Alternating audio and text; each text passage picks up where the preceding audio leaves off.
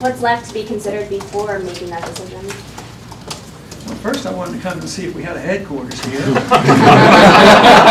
said there'd be a headquarters here. And that's very good. So, and earlier on, when the grassroots said they'd show that they could raise some money, I said, well, I'd wait and see how that goes. And then I would say they did pretty well. I mean, they've done better in the past, but what make $1 million was pretty impressive. No, I think it's making sure I have the right people in the organization and that we're organized and ready to go. So we should be able to decide that we're going to wait. There's been so much talk about among some of the Republicans that they think this caucus might be dominated by those candidates who try to go to the far-right social conservative side of the party, if you will. Do you see that happening, and where do you see yourself kind of falling in that spectrum? Are you an alternative to that, or where do you see yourself? Well, I think I have a unique position because I have a personal lifestyle which is very socially conservative and a strong right to life individual and a strong supporter of homeschooling and many things that are important to social conservatives. But I'm also very much interested in a policy of economics that deals with the family too, because if you have bad economic policies, I mean, socially the family can break up. People get rather annoyed by conditions when they don't have jobs and high-end cost of living. So I think that is an economic concern.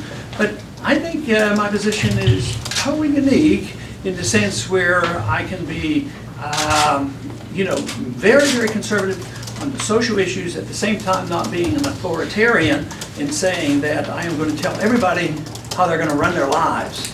I happen to believe our system of the protection of our civil liberties, our First Amendment rights, the protection of the state's rights to do certain things, that the federal government, and you've already had that experience in this state, where the state has expressed itself over and above what the federal government tells them, and I strongly believe in that. Matter of fact, that is even an issue that can be appealing to a wide spectrum of people, not just Christian conservatives. So with a policy that emphasizes and protects social conservatism, at the same time economic liberty and personal liberty too, recognizing how important the First Amendment is, at the same time coming with a very powerful suggestion. If you're concerned at all with the deficit and the spending, you better start paying attention to foreign policy. You just can't keep spending trillions and trillions of dollars in endless wars. And I think for that reason, there's going to be tremendous appeal across the political spectrum. In your view, is it possible to solve the country's problem without a re-embrace of the states' rights, as the mainstream Republican Party sort of has strayed away from? Is it possible to go through the mainstream Republican Party to fix particularly the fiscal problems, without a re-embrace of states' rights?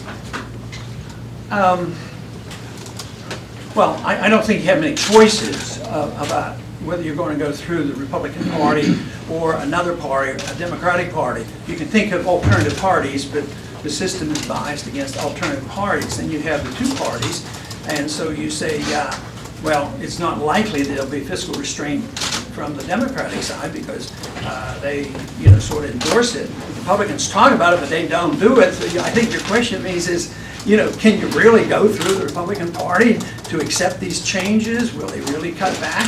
Because they've been given a chance. The Republican Party's been given a chance, whether it's in the 80s or the year 2000. Plenty of chances to make changes, and they didn't come about. So I don't think the question so much should be, should it be, but what other choice do you have?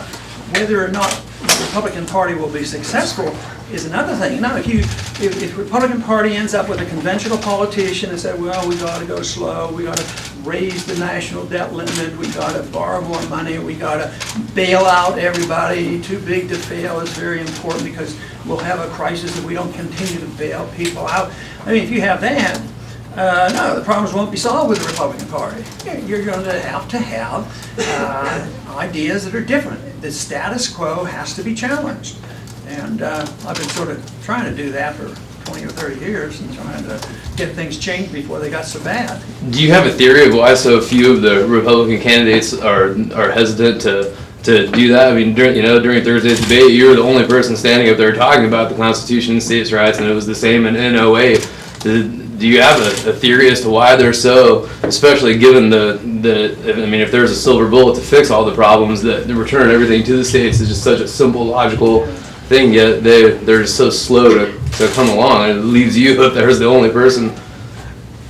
I have a theory, but it's only a theory. I don't know whether it's right or not. I don't know whether it's a simple one-sentence answer for that. I think people get locked in to habits. And I've seen it for many years before the major crisis hit, where I would talk to and support candidates, and they would swear, I love what you're doing, I love what you're doing, please help me, please help me.